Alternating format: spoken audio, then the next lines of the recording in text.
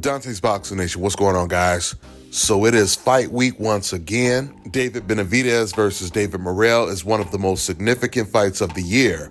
And for the very first time, we are going to see one of these fighters transition from undefeated to a fighter with their very first loss on their record. And it's kind of funny because what I'm noticing from the comment section, at least my comment section, a lot of fans, they believe that David Benavidez is going to win this fight. But when I read boxing articles, a lot of the boxing writers, they seem to be worried that David Morrell is going to win this fight because they see him as being the better boxer. They see him as being the first fighter that is David Benavidez's size and also having power that can possibly match David Benavidez's power, especially at 175.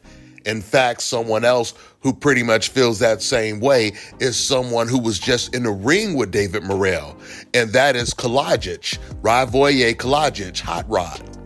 Hot Rod, he gave Morrell a really good fight.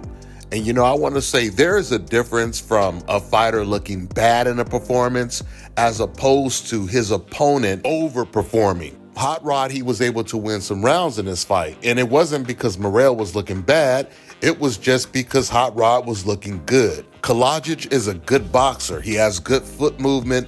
And in fact, this fight was similar to the Crawford versus Madrimov fight because Madrimov and Hot Rod, they were both very timid in the fight, very reluctant to let their hands go, which made them even more dangerous because you never knew when they were going to surprise you and let their hands go. You see, because if a fighter is constantly throwing punches, then eventually you pick up his pattern and you know what to expect. You know how to react to it and how to counter. So in that Morrell Hot Rod fight, Morrell, he won like the first 4 or the first 5 rounds.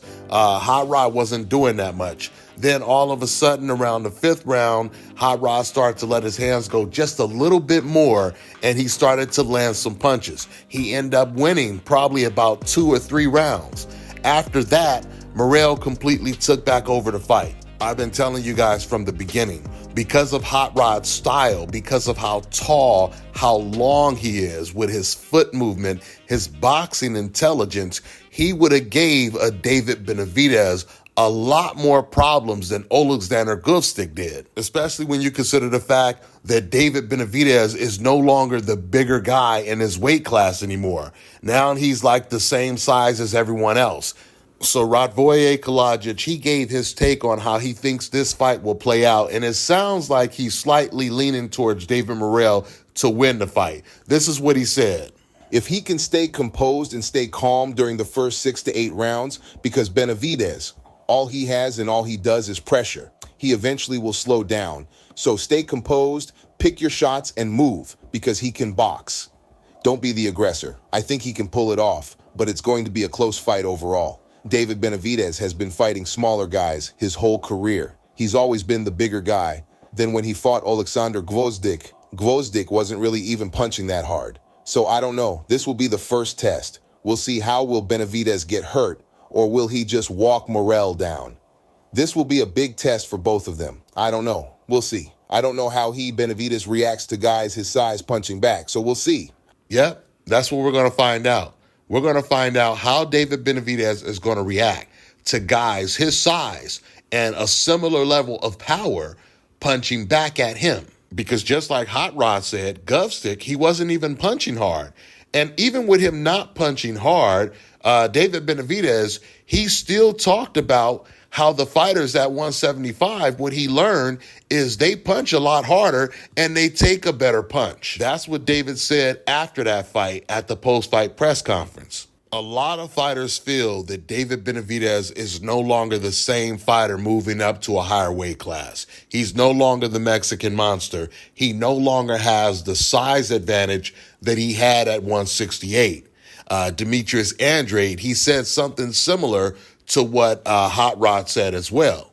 Because he was a big, strong guy, he was able to absorb it. He weighed a lot heavier than me. After Benavidez fought Alexander Gvozdyk at 175, he said, I can still make 168 because he felt the weight difference. He couldn't do what he can do when he's not the weight bully. Now, he's in a good matchup against David Morrell. It's two guys the same size. I think David Morrell is talented. I don't know if he has the experience to actually beat David Benavidez. Morrell is a big kid. He has decent speed, but he's a little wild with his punches. That comes with experience, of course. Benavidez has long arms. Morrell is bigger than me. When you're throwing punches at Benavidez, his arms are so long that it's tough to hit him. You have to pinpoint your shots against him. I don't know if Morrell has that in him. I'm a sharpshooter, and David was able, with his length, to block a lot of the shots for me. So you've got to set him up with some clean walking trap shots. You know, I seen David Morrell take some really hard shots against Kalajic, and I was impressed the way he took those shots, considering the fact that that was his first time at 175. It leads me to believe that if he could take those shots, he will most likely be able to take David Benavidez's shots as well. And if that's the case, I could see David Morrell easily outboxing David Benavidez. But David Benavidez, he does have a pretty quick right-hand counter, as he showed in the Demetrius Andrade fight. He hurt Andrade with that quick counter right hand, or I should say that quick lead counter right hand. He beat Andrade to the punch with that right hand. He's going to try to do the same thing against Morrell, because Morrell's a southpaw as well. I believe this fight is going to be a chess match. It's going to be an aggressive chess match. I don't believe David Benavidez is going to throw a whole bunch of punches like he did when he was fighting against Caleb Plant. He did that against Caleb Plant because he felt that Caleb Plant was so much smaller than him and Caleb Plant didn't have power. He knows that Morrell has power and he has technique and skill, which is going to completely nullify a volume attack. This will be a technical chess match, and a really good one at that. So I'm looking forward to it this weekend. I'm going to wrap this video up. That's all I got for now, guys. I'm on to the next one.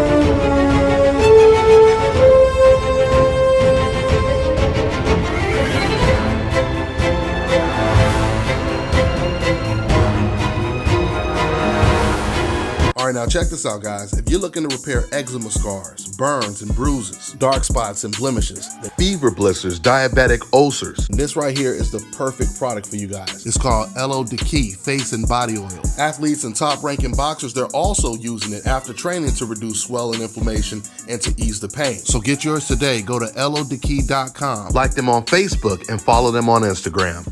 Let me tell you guys about Issa Israel Law Firm. It is a full-service legal practice based in Denver, Colorado, an emerging hub for combat sports and high-altitude training. If you're a fighter inside or outside of the ring and you need a law firm you can trust to fight for you, visit thefighterfirm.com or email help@iilawfirm.com. Legal representation is usually limited to plaintiffs or defendants in Colorado, but iFirm can help anyone in the world with trademarking their business name, logos, and U.S. immigration issues. This brother has been my attorney for a while and helped guide me through all kinds of business and civil issues, so make sure you guys go to thefighterfirm.com.